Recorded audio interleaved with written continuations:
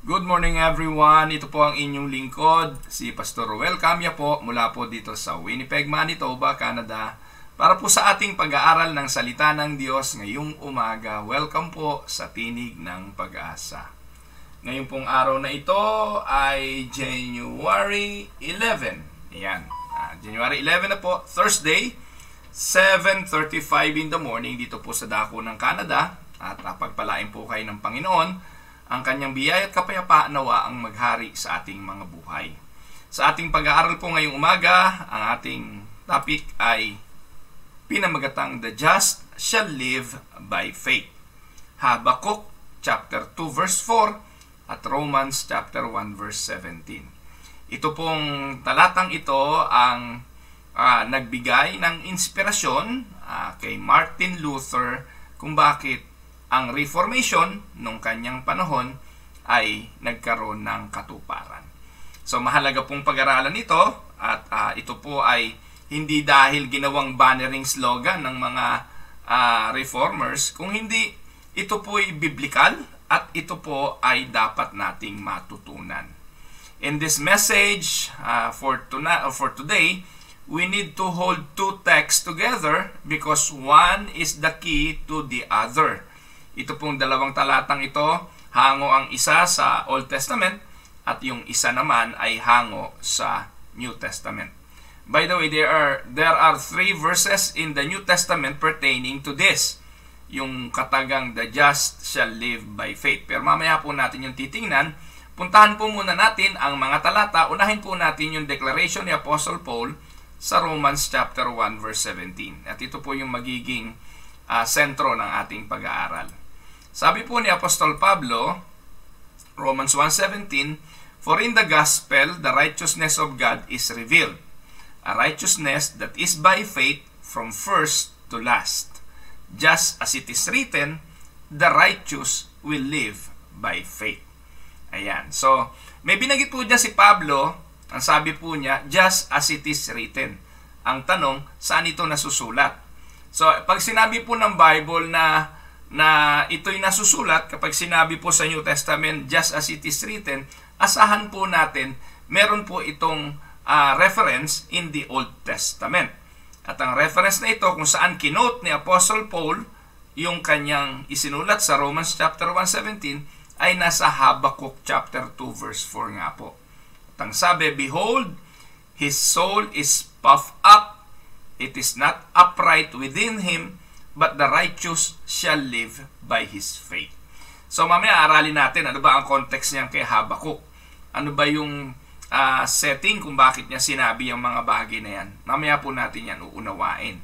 So, let us note that the last part of that verse, yung sinabi ni Paul na just as it is written, and that means he is quoting a word from the Old Testament, yun nga yung Habakuk 2:4. Sa ibang translation, "Behold, the upright will live," the righteous will live by faith. Everyone agrees that this is the central verse of Habakuk, po? It is certainly one of the most crucial verses in the Bible. And dito po makikita natin yung verse na ito sa New Testament in 3 distinct verses. The phrase, "the just shall live by faith," ay kinote hindi lang po kay Paul sa Romans 1:17, kinote niya rin ito sa Galatians 3:11 at ang sumulat ng Hebrews. Hindi naman sinasabing si Paul yan, po? Pero ang writer po ng Hebrews, kinote din yan sa Hebrews 10:38. Tingnan po natin yung mga verses na yun na aking binanggit. So quotations from Paul, from Habakuk chapter 2, ang sabi po niya, "For in the gospel, the righteousness of God is revealed, a righteousness that is by faith from first to last. Just as it is written, the righteous will live by faith." Ito naman yung sinasabi sa Galatians 3:11, "Clearly, no one who relies on the law is justified before God, because the righteous will live by faith." So, ang linaw-linaw, sinasabi ni Paul sa mga taga-Galacia na ang sinuman, walang sinuman, ang pwedeng manangan na siya'y napawalang sala dahil sa pagsunod sa kautusan. Dahil ang sabi ni Apostol Pablo sa mga taga-Galacia, ang matuwid ay mabubuhay dahil sa pananampalataya. Binanggit din po yan sa Hebreo 10:38, "Now the just shall live by faith, but if any man draw back, my soul shall have no pleasure in him." Ayan. So, yan po yung tatlong verses. This is the text, actually, that changed the world. Changed the world in a sense na binago nito ang dynamics ng pananampalatayang Kristiyano. It first changed a man, and that man changed the world. At ang aking binabanggit ay walang iba kundi si Martin Luther, ang ama ng Reformation. Most of us know the story of Martin Luther. At one time, ang Roman Catholic monk na ito ay pumasok sa monasteryo. Hinahanap po niya yung katotohanan, seeking to be set free from the heavy burden of guilt na nararamdaman niya because of his sin. No, bigat na bigat siya sa mga kasalanang nagagawa niya, and though he was an obedient son of the church, he found no rest for his soul in prayer, in fasting, and in penance. So nagdadasal naman siya, nag-aayuno naman siya bilang isang monghe nga, at he do the act of penance. But hindi siya makatagpo ng kapayapaan at kapahingahan sa kanyang kaluluwa. So ang ginawa niya, pumunta siya sa monasteryo. His eyes were opened by God when he studied the epistles of Romans. Nung nabuksan po niya aklat ng Romans, specifically Romans 1:17, he pondered the meaning of the word, especially when he also found it in the Old Testament in Habakkuk chapter 2 verse 4. And reflecting back on what this text meant in his life, ito po yung deklarasyon ni Martin Luther. Nung nabasa niya ang mga talatang ito, let us hear from him. Ano sabi ni Martin Luther? "When the Spirit of God, I understood these words, the just shall live by faith, then I felt born again like a new man. I entered through the open doors into the very paradise of God." Yan. So, yan ang sinasabi ni Martin Luther. When Martin Luther found this text, pero more accurately, it is the text that found him, not the other way around. No? So, by finding the text, it turned his life upside down. No longer was he willing to remain a simple monk in a monastery in effort, and once the blazing truth of justification by faith gripped his soul, he ignited a fire that eventually spread throughout Europe and eventually to the ends of the earth. Kaya yung tayo'y may pananampalatayang protestante na reformado, galing po yan sa simulain ni Martin Luther, at yun po ang nasimulan dahil po yan sa talatang isinulat ni Apostol Pablo sa Roma 1:17 at yung Habakkuk chapter 2 verse 4 na nagpapahayag na ang matuwid ay mabubuhay sa kanyang pananampalataya. Ang tanong ay, sino yung matuwid? Meron bang matuwid? No? So ano ba yung sinulat ni Habakkuk? Puntahan muna natin yung konteksto ng sinulat ni Habakkuk para ating lubusang maintindihan. Sa Habakkuk chapter 2, God pronounces judgment on the wicked Babylonians. Napasulat po yung Habakkuk during the time na ang Israel ay under captivity sa Babylon. Sila po ay alipin sa Babylonia, at doon po sa lugar na yon nagpahayag ang Diyos na kanyang hahatulan ang Babylonia. Kanyang parurusahan ng Babylonia. Bakit? Because they are greedy and arrogant and bloodthirsty, ruthless, and because they kill without remorse, and because they give themselves over to every sort of evil. God promises to one day destroy them. So, yun po yung pangako ng Diyos. Gugunawin niya, parurusahan niya, tawag doon, He will destroy totally, wawasakin niya ang Babylonia. But that day is way off, long way off. Yung Babylon won't be destroyed for almost 70 years.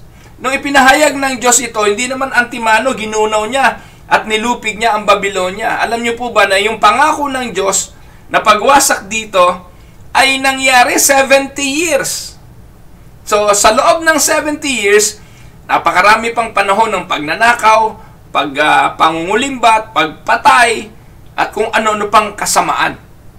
Kaya, during that time, na naghihintay ng pangako na matupad, ang mga Israelita ay binigyan ng Diyos ng kataga.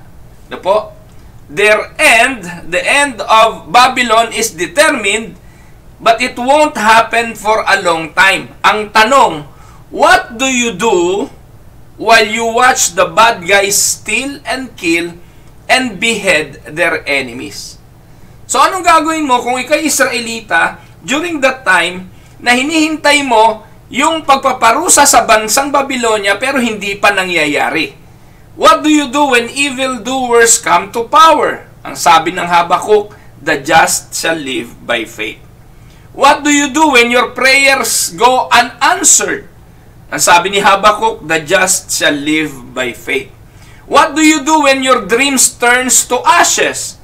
Ang sabi ni Habakuk, the just shall live by faith. And when all you see is trouble on every hand, the righteous man remembers that God is still on his throne, and when the dark clouds break overhead, he says to himself, the just shall live by faith.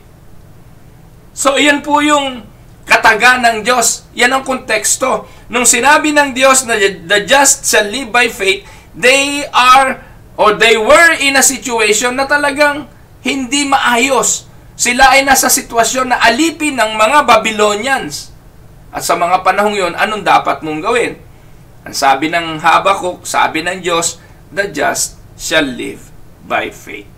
So, ang tanong, how much did Habakuk understand about Luther and the Protestant Reformation? Nothing at all. He understood these words entirely in the context of his own times. Narinig na ba ni Habakuk si Martin Luther? Narinig na ba ni Habakuk si Apostle Paul? No. Nakita na ba niya mangyayari in the future? No. At in the context of his own situation, sa anumang kalagayan, diniklara ang katagang, the just shall live by faith. So, more than 600 years later, the Holy Spirit moved to Apostle Paul, na isang persecutor, na isang mamamatay Kristiyano.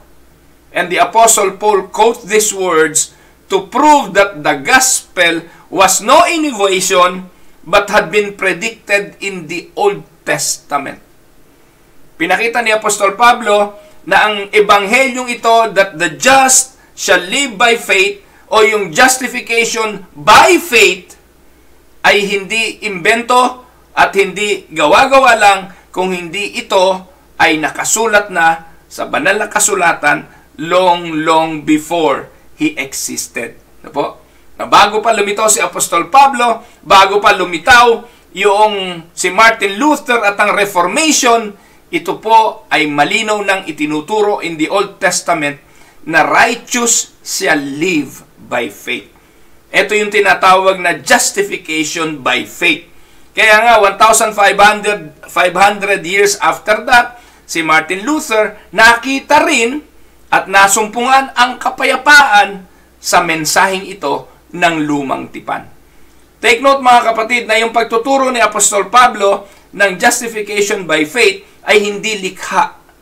Na ang nakita ni Martin Luther na ipinaglaban niya na maling ginagawa ng Roman Catholicism ay biblical at ito ang dapat na masunod. No? Ano ba sinulat ni Apostol Pablo? Siguro magandang makita natin yan. Ano bang pinaninindigan ni Apostol Pablo? Sabi po ng talata, Romans 1:17, look at that. For in the gospel, so the Apostle Paul here is discussing the gospel. Ano ba yung gospel?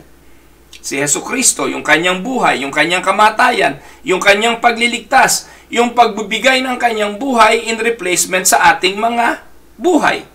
Yung sa pamamagitan ng kanyang kamatayan sa krus, inako niya yung ating kasalanan.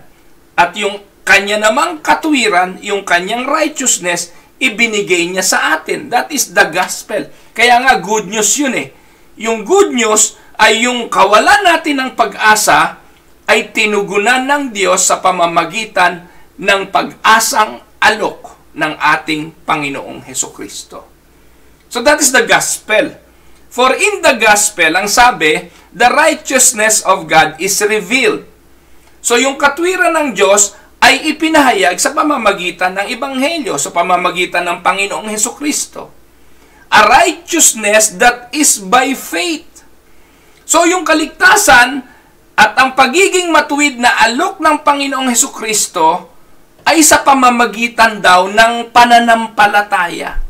Hindi sa pamamagitan ng anumang mabuting gawa, hindi sa pamamagitan ng anumang mga pagpapahirap sa sarili, no? Katulad ng ginagawa po ng Roman Catholic noon, no? At hanggang ngayon naman, di po ba? Yung pagbabayad ng indulhensya, yung act of penance, pahihirapan mo sarili mo, paglakad ng paluhod at kung ano-ano pa, hindi sa pamamagitan nun. Kundi ang malino na sinasabi rito, for in the gospel, the righteousness of God is revealed, a righteousness that is by faith.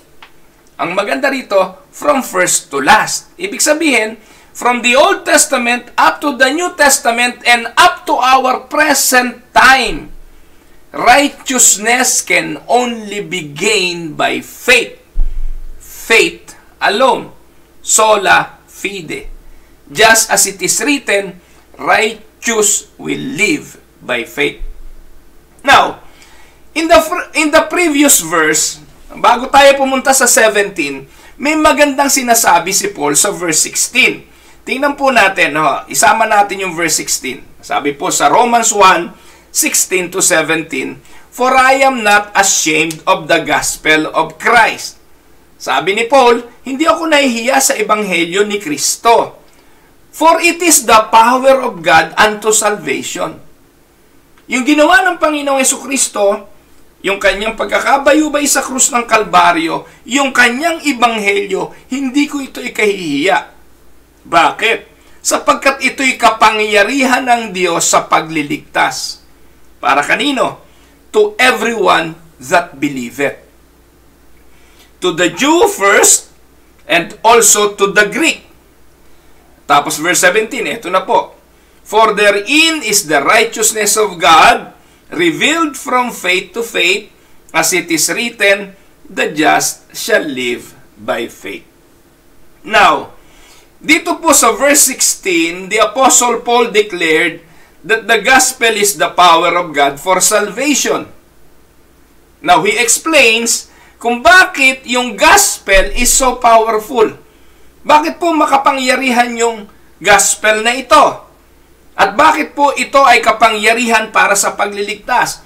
May ilang bagay po tayong pagtutuunan ng pansin. Una, ipinaliwanag ni Apostol Pablo, this gospel is so powerful because it reveals a righteousness that comes from God. Itong pagiging matuwid na ito ay galing sa Diyos. So kung tayo'y napawalang sala dahil sa katuwirang ito, sa righteousness na ito, ang malaking tanong, kanino itong righteousness? Itong righteousness na ito, ang pagiging matuwid na ito, ay galing sa Diyos. The word righteousness comes from the courtrooms of the ancient world. And it means to declare not guilty and to declare someone innocent of all charges. If you are righteous in God's eye, you can stand before Him and declare not guilty. Ang tanong, sino ba ang righteous? Binanggit na kanina yan, tinanong ko na kanina. Meron bang righteousness sa atin? Meron bang matuwid sa harapan ng Diyos? Meron bang titingnan ng Diyos at i-declare na ito'y matuwid? Wala. For we all know that there is no one righteous, none, not even one. So the gospel of Christ provides for us what we could never provide for ourselves. On our own merit, we all stand condemned before the Almighty. Ito nga si Martin Luther, no po, siya po'y monghe, no po, nag-aayuno, nananalangin, he do act of penance, pero sa kabila nun, wala siyang kapayapaan. Hindi niya makita yung kapayapaan sa kanyang puso.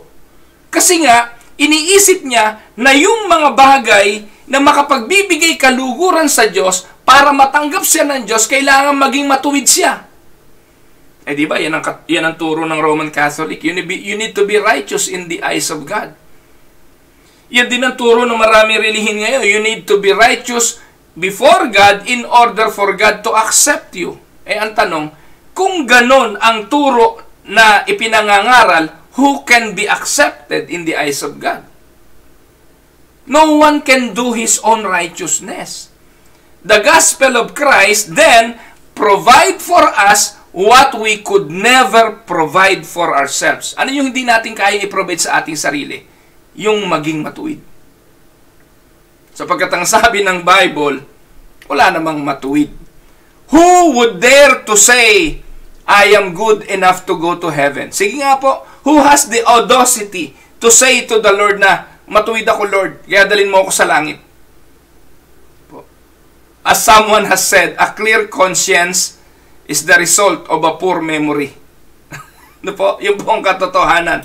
If the only people who think they are good enough to go to heaven are the people who don't know how bad they really are. Sino ang may lakas ng loob na sabihin na ako'y mabuti, ako'y matuwid, at ako'y pupunta sa langit? Ang tanging tao lamang daw na makapagsasabi na siya'y matuwid, na siya ay mabuti, ay yung mga taong hindi nakikita kung gaano siya kasama. Alam niyo po mga kapatid, meron pong isang lalaking lumapit sa Panginoon at ang sabi, paanong gagawin ko para ako ay magmana ng buhay na walang hanggan? What shall I do in order to have the kingdom of God? To be in the kingdom of God? Ano sabi ng Panginoon? Eh di sundin mo kautusan. Tanong, may nakasunod nga po ba sa kautusan? Ang sabi ng Bible, Romans 3:10. Ano po ang sabi? Walang matuwid, wala kahit isa. So righteousness is what we need but do not have. The righteousness is what we need in order to be with Christ, in order to inherit the kingdom of God, pero wala tayo nun. Righteousness is what we need to be saved, but we do not have righteousness. Therefore, God, knowing that we could never be righteous on our own, siya ang nag-provide ng righteousness that comes down to us from heaven above. Kaya itong doktrinang ito mahalaga para makita po natin talaga na kung hindi sa Diyos, wala naman talaga tayong pag-asa. Ang Diyos mismo ang nagbigay ng righteousness na yon, ng katuwiran na yon.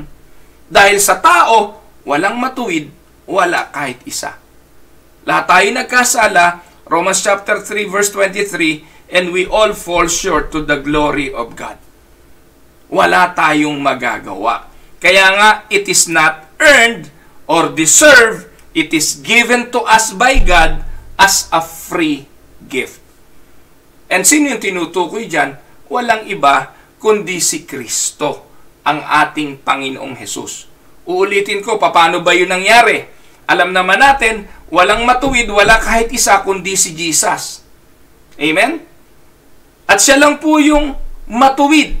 At yung kanyang katuwiran, yung kanyang righteousness, nung siya'y namatay sa krus, ibinigay niya yun sa atin, ibinihis. We are clothed by His righteousness. Yun namang ating kasalanan, ipinasa natin sa Kanya. Yun yung tinatawag na the Great Exchange. Kaya sa krus ng Kalbaryo, tayo po na mga pinili ng Diyos para sa kaligtasan, binihisan ng Kanyang katuwiran, at yung ating kasalanan, ibinigay sa Kanya. Righteousness is what we need but we do not have. Therefore God, knowing that we could never be righteous on our own, He provided a righteousness that comes to us from heaven, and He is Jesus. It is not earned or deserved, but it is given to us by God as a free gift. Ang tawag ng mga reformers dito, ang tawag nila alien righteousness. The reformers had a special term for this. Ito yung alien righteousness. Ibig sabihin nito, the term alien means from another place. Diba? Kaya nga may mga extraterrestrial. Yun po ay, I'm not referring to them, kundi yung righteousness, yung pagiging matuwid, it doesn't come from us. It does not come from us. It comes from another place. To explain it further, ganito po yun. Po, when I visit Canada for the first time, ito po yung magandang illustration. I am an alien in this country. Why? Because I am from another place. I am from the Philippines. And to say that we are saved by alien righteousness means that we are saved by the righteousness that comes from another place. So it does not come from within us as a result of our good works or good deeds, but that righteousness comes from the outside, comes not within us, but from outside of us entirely. Kaya ang tawag doon, alien righteousness. It comes from within us as a result of, it is not come from within us as a result of good deeds, but from outside of us entirely. Where can a guilty sinner find righteousness? Ang sagot, from another place. No, he can find it, and take note, no, maganda. Makikita natin ito, he can find it in Jesus Christ, and that's the alien righteousness that saves guilty sinners. Saang lugar daw po matatagpuan ang makasalanan ng katwiran? From another place. And where is that place? He can find it in Jesus Christ. That's the alien righteousness that saves guilty sinners. Kaya nga yung ano bang kanta yun? My hope is built on nothing less. No? Si Kristo, sa Tagalog, sa English na lang ho. Sa English maganda eh. My hope is built on nothing less than Jesus' blood and righteousness. I dare not trust the sweetest frame, but wholly lean on Jesus' name. Christ the solid rock I stand. Yun eh. Pero ang ganda po nung verse na yun. My hope is built on nothing less than Jesus' blood and righteousness. Yung pong alien righteousness na yun, yung katwiran na yun, ay walang iba kundi kay Jesus. Ibinigay niya po yung righteousness na yun sa atin. Kaya tayo, pag tinitingnan na ng Ama, tinitingnan ng Diyos, matuwid na tayo. Hindi dahil sa atin, kung hindi sa pamamagitan ni Kristo. He will no longer see us as sinners, but He will look at us as righteous because of what Christ did. I hope naiintindihan nyo. So, and that brings us to the second reason why the gospel is so powerful. Bakit ba makapangyarihan ng ginawa ni Kristo at ang Ebanghelyo? The righteousness is from God, is received only by faith. Paano mo to matatanggap? Tatanggapin mo lang ito ng pananampalataya. So, the key word is faith. Ano po? Our text says that righteousness is received by faith from first to last. So, everyone who is saved the same. Yung mga naligtas in the Old Testament, naligtas because of faith. Panahon ni Noah, by faith. Ni Abel, by faith. Ni Abraham, by faith. Ni Jacob, by faith. Lahat po ng mga Old Testament saints na nakasulat po sa Hebrews chapter 11, kung saan nandun yung mga listahan ng mga faithful, all of them got saved. Everyone is saved in the same manner, by faith from first to last. So, it is faith alone and faith always. Yan po ang atin pong pananampalataya. Kaya, how can I be right with God? Paano ako magiging karapat-dapat sa harapan ng Diyos? The answer is simple. By receiving the righteousness of God that comes only by faith. Amen? So, we need this because we are all on the same boat. Kailangan natin yung biyaya na yan ng katuwiran kasi pare-pares tayo ng kalagayan. We are on the same boat who is going down. Po? The Bible says in Romans chapter 3, 22 to 23, tingnan nyo po. Even the righteousness of God, which is by faith of Jesus Christ unto all and upon all them that believe, for there is no difference. Ano ibig sabihin nun? Walang kaibahan. No? Wala pong kaibahan. Lahat ay nagkasala. At lahat come short of the glory of God. So we need this because we are all in the same boat and the boat is going down. The Bible says in Romans 3:22 to 23, there is no difference for all have sinned and fall short of the glory of God. Note that little phrase, no difference. Ano ibig sabihin yan? Meaning, no difference between rich and poor, young and old, black or white, male or female, we all stand condemned by our sin and all of us are under the judgment of God. Walang kaibahan. Kaya mayaman, mahirap, kaya nag-aral, hindi, kaya anong kulay, lahat tayo, we are on the same boat, lahat tayo makasalanan, we deserve the judgment of God. Our sins may not be exactly the same, but we are all sinners nonetheless. Amen? But, we are all on the same boat, and the boat has leak, huge leak. And if God doesn't do anything or do something, we will all perish together. Yan po ang ating kalagayan. The righteousness from God is received only by faith. At kung hindi tayo magkakaroon ng pananampalataya, yung katwiran na yun ng Diyos will be for nothing. Kasi nga po, hindi naman lahat ay mananampalataya. Diba? Ano sabi ng John 3:16? For God so loved the world that He gave His only begotten Son, the righteousness of God, which is His Son, and anyone who believe in Him will not perish. So that is the condition. We need to believe. We need to have faith on what Christ did on the cross. Another question is, who will believe? Sinong mananampalataya? So, alam naman natin, sa mga katuruan natin, lagi na po natin binabanggit, ang mananampalataya ay yung na-regenerate ng Diyos. Yung binuhay na ng Diyos ang kanyang kalagayang espiritual. Then, you will see Christ and you will believe. So, we have a big problem with this because deep down inside of us, meron pa rin tayong paniniwala na tayo matuwid eh.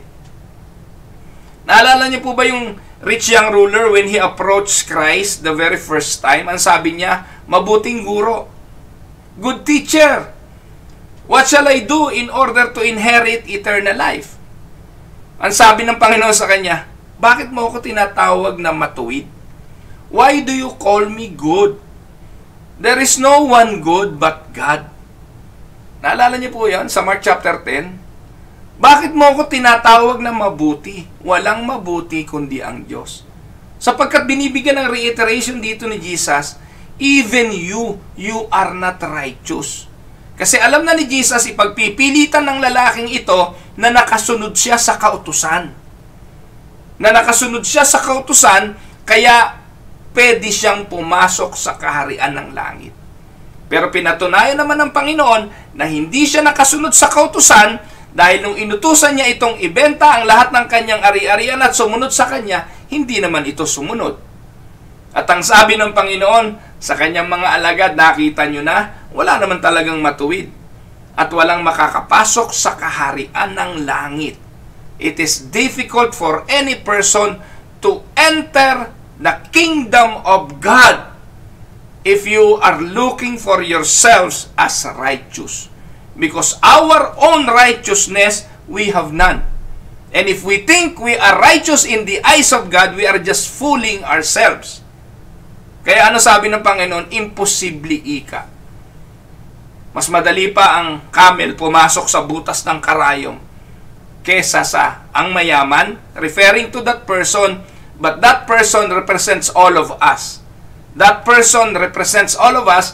Kahit tayo hindi mayaman sa pera, kahit wala tayong kasing dami ng kayamanan, iisa lang po ang ating tinatakbong buhay. Pare-pareho po tayong naniniwala na merong matuwid sa atin. And because of that righteousness that we have, pwede tayong kaawaan ng Diyos at tayo kahabagan. Ganyan ang paniniwala ng maraming tao ngayon eh. Kaya ang pakiramdam nila, spoiled sila sa Diyos kasi may mabuting bagay naman silang ginawa. Yung iba nga, nangangako pa sa Panginoon, Lord, bigay mo lang ito, ganito gagawin ko. Mga kapatid, hindi naman nakikipag-deal ng gano'n ng Diyos eh. God doesn't makes deals. Kaya minsan, ito yung problema natin eh. Deep down inside, we secretly think that God can make a deal with us. That if we will only try hard enough, do our best, clean up our act, play by the rules, and treat people right, then God will let us into heaven in the end. But Romans chapter 3 verse 10, no one is righteous, not even one.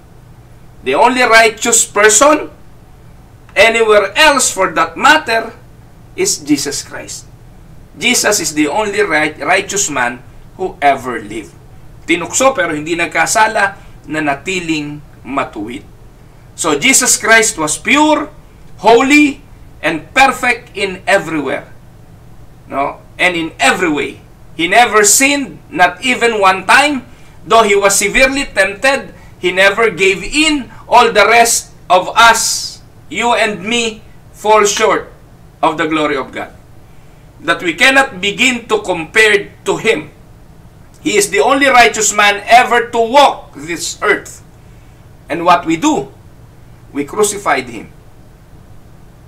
His reward for doing God's will was death on a bloody Roman cross. But here is the wonder of the grace of God. The wonder of grace of work. From the murder of a perfect man came God's plan to rescue human race. Dahil sa kanyang kamatayan, tayo ay napawalang sala. So mga kapatid, if you want to go to heaven, learn this lesson. God doesn't make deals with sinner. If you come to God on the basis of your good works, you will be turned away because you miss the mark of being 100% perfect. In order to come to God in full righteousness, you need to be 100% perfect. Pero wala namang ganon.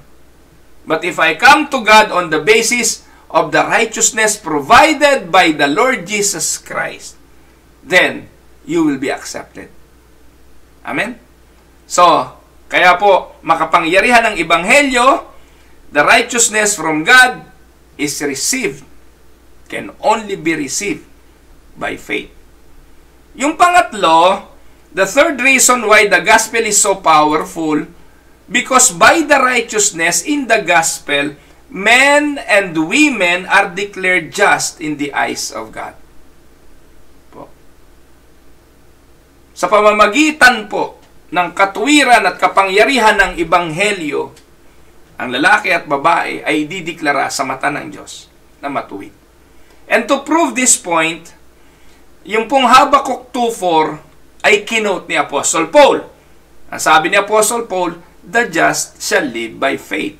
It was this context quoted by Paul in Romans 1:17 that ultimate shook Martin Luther to the core, and it brought him to saving faith in Christ. Ngayon po mga kapatid, gusto kong i-quote yung anak ni Martin Luther. May anak po si Martin Luther, si Dr. Paul Luther. Isa rin siyang reformer at siya po ay nabuhay noong 1500. Meron po siyang letter noong meron po siyang quotation ng kanyang ama noong 1544. In the year 1544, my late dearest father, according to Paul Luther, in the presence of all of us, of us all, narrated the whole story of his journey to Rome. He acknowledged with great joy that in that city, through the Spirit of Jesus Christ, he had come into the knowledge of the truth of the everlasting gospel. It happened this way. As he repeated his prayer on the Lateran staircase, the words of the prophet Habakkuk came suddenly to his mind. The just shall live by faith. Thereupon, he ceased his prayers, returned to Wittenberg, and took this as the chief foundations of all his doctrine. Yung po'y quotation in A Bunch of Everlasting by Frank Boreham, page 19 to 20. Yun po yung kapahayagan ni Dr. Paul Luther. So, makikita po natin mga kapatid, from the unlikely beginning came the Protestant Reformation. At naging battle cry po ng Reformation ang sola fide. Kaya isa po yan, po, sa 5 solas. Sola fide, by faith alone. Faith alone, not by works of the law. Faith alone, not by the obedience to the church. Faith alone, not by human righteousness. Faith alone, not by baptism. Faith alone, not by good intentions. Faith alone, not by sacraments. Faith alone, not by acts of charity. Faith alone, plus nothing and minus nothing. What does it mean to have faith alone in this sense? If you know that what it means to believe a doctor, pag sinabi ng doktor na kailangan mo ng surgery, you know what it means to have faith. What does it mean to have faith? Kung nakapagpa-doktor ka na at binigyan ka ng gamot ng doktor at ininom at pinaniwalaang sa pamamagitan nito gagaling ka, you know what faith means. If you know what it means to step into an airplane and trusting your safety to the pilot, you know what it means to have faith. If you know what it means to ask a lawyer to represent you, to plead your case in a court, you know what it means to have faith. Faith is complete reliance upon another person to do that which you could never do for yourself. Saving faith is putting your trust in Jesus Christ and in Him alone. In order to do that, you have to stop trying to save yourself. Sometimes people says, don't pull all your eggs in one basket. Well, that may be a good advice when you come to investing money. But it is a terrible advice for investing your soul. It is okay to put all your eggs in one basket if the basket is labeled Jesus. Amen? If Jesus cannot take me to heaven, ito po ang panuntunan ko. If Jesus cannot take me to heaven, then I'll never make it because I am going all in on Him. I don't have any plan B. My plan is to give it all to Jesus by faith. No other option. Amen?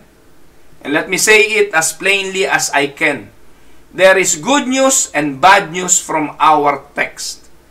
Sa Biblia, sa ating pong teksto, meron pong mabuting balita at may masamang balita. Let me go to the bad news first. The bad news is, you have no other hope of heaven outside of Jesus Christ. Good works cannot save you. Church membership cannot save you. Being baptized cannot save you. Giving money to the poor cannot save you. Keeping the 10 Commandments cannot save you. Nothing you can do make the least bit of difference concerning your eternal salvation. If you are trusting in your good life or in your religion to get to heaven, someday you will be sad and sadly disappointed. Now, for the good news. The good news is, those who put their trust in Christ are saved forever. And that is the real meaning of the just will live by faith. Amen? So I hope naging hamon po sa atin at nakapagpaalala ang mga talatang ito ngayong araw ng Huwebes. Mabuhay po tayo sa pananampalataya. Ito po ang inyong lingkod, si Pastor Ruel, mula po dito sa Winnipeg, Manitoba, Canada, para sa Tinig ng Pag-asa. God bless everyone.